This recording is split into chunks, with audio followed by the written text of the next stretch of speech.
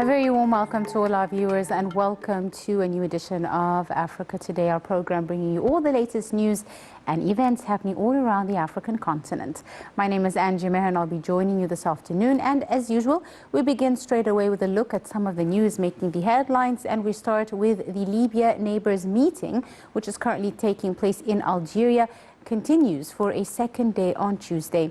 Addressing the meeting, the UN envoy to Libya, Jan Kubis, said on Monday the time was pressing for Libyans to finalize a legal framework for the elections that are expected to be held on time in December of this year.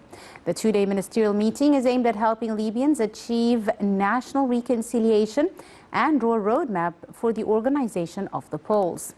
Also on Monday, Kubis said that Libya's unity government, backed by the UN, has already allocated the necessary budget for the elections.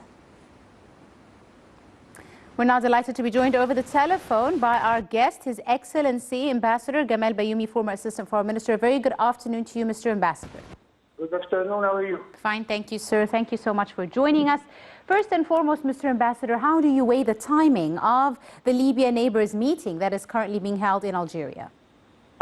We need it. It's coming in time because we are facing a very important task to start the elections to choose a government in Libya. And we hope that this will go surely until we unify the whole combination of the Libyan people. Yes. It is a dear country to us. We have 2 million Egyptians helping them there by their experience. It is the immediate neighbor of Egypt. And if you drive your car along the desert road, you will find hundreds of cars coming or going to Libya.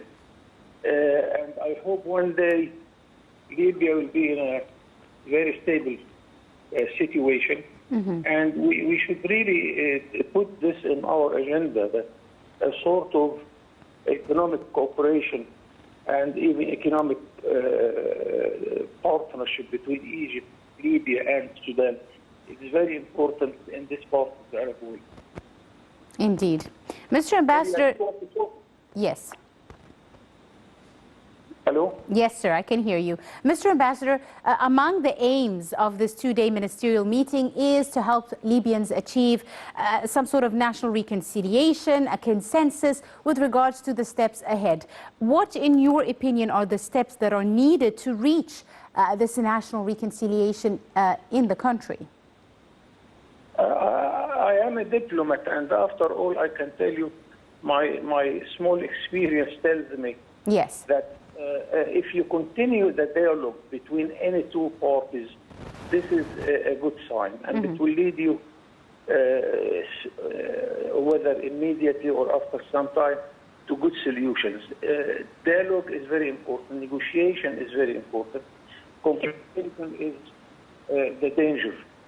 So, with the presence of Foreign Minister of Egypt and other brotherly countries like Algeria and so on, will help our brothers in Libya to see that there are a sort of a guarantee to what they are doing. So let us invite them and encourage them to continue the process of the election, and then whatever the result of the election, we should respect it and we should continue helping Libya in order to be a stable country. The good news here is that Libya doesn't need financial help. Libya is a very relatively rich country, and this is good by itself, so every Libyan should have a share in his country's wealth. And this will encourage all the people to seek peace and stability instead of confrontation or war among parties and tribes. Yes, indeed. Mr. Ambassador, Cairo has stressed during the meetings on the need to go ahead with the measures in preparation for the scheduled elections in December. How do you see developments on the ground in Libya towards this aim or in this regard? We are trying to encourage this, and I think if you listen to each party, they took reason. And what they need is sort of encouragement from a country in the way to Egypt. Yes. And if we push forward this attitude from all the parties, then I hope that we can reach the good result we are seeking.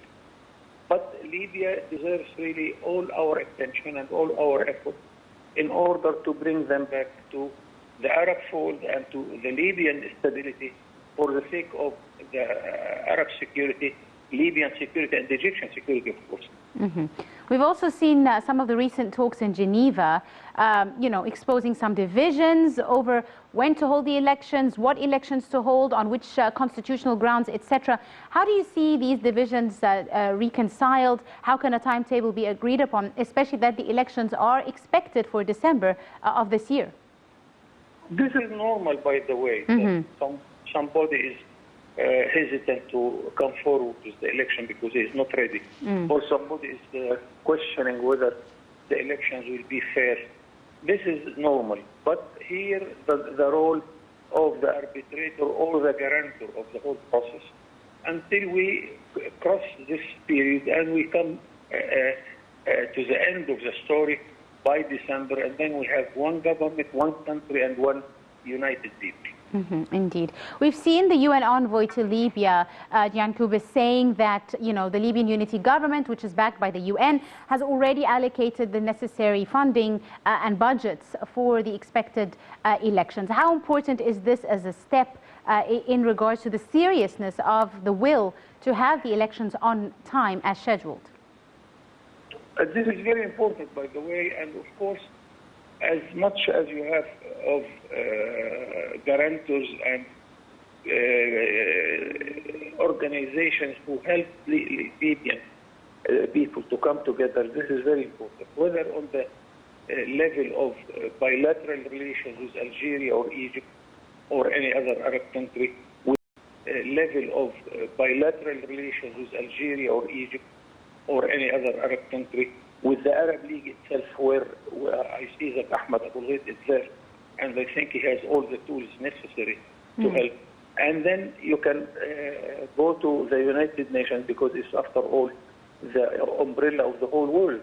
I do not deny also the role of the European Union, because many countries in the European Union, I name here Italy and Germany, France, are interested in a sort of stability in Libya.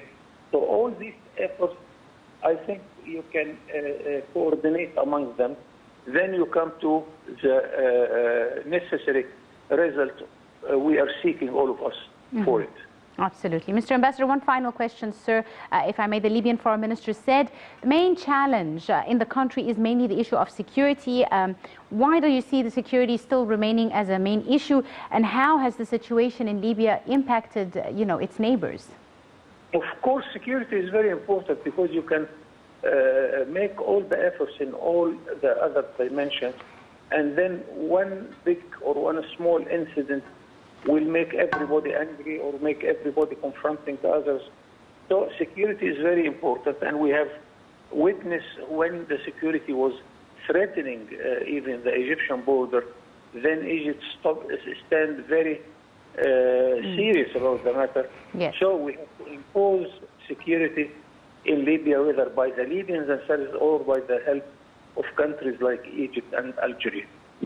Absolutely. Your Excellency, Ambassador Gamal Bayoumi, former Assistant Foreign Minister, I'd like to thank you very, very much, sir, for your time and your insight on this edition of Africa Today. And now, to bring you more news coming from the continent, the World Health Organization has said the third wave of COVID-19 infections in Africa has stabilized, and the continent's slow vaccination drive has now picked up pace. We have more details in this story.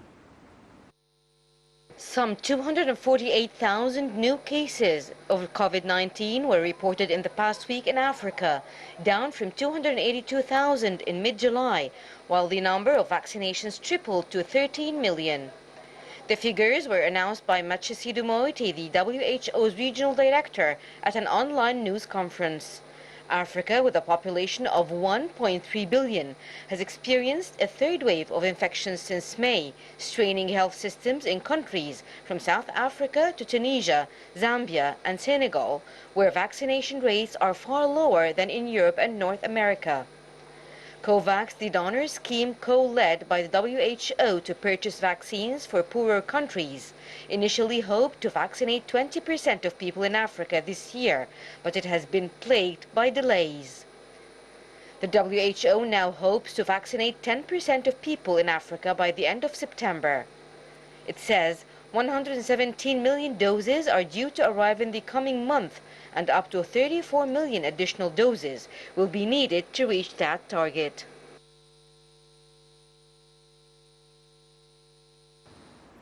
And for more news, after 18 months of travel restrictions, tourist numbers in Egypt are reportedly picking up. Minister of Tourism statistics show a noticeable increase in tourist numbers and occupancy rates. We have more details in this story.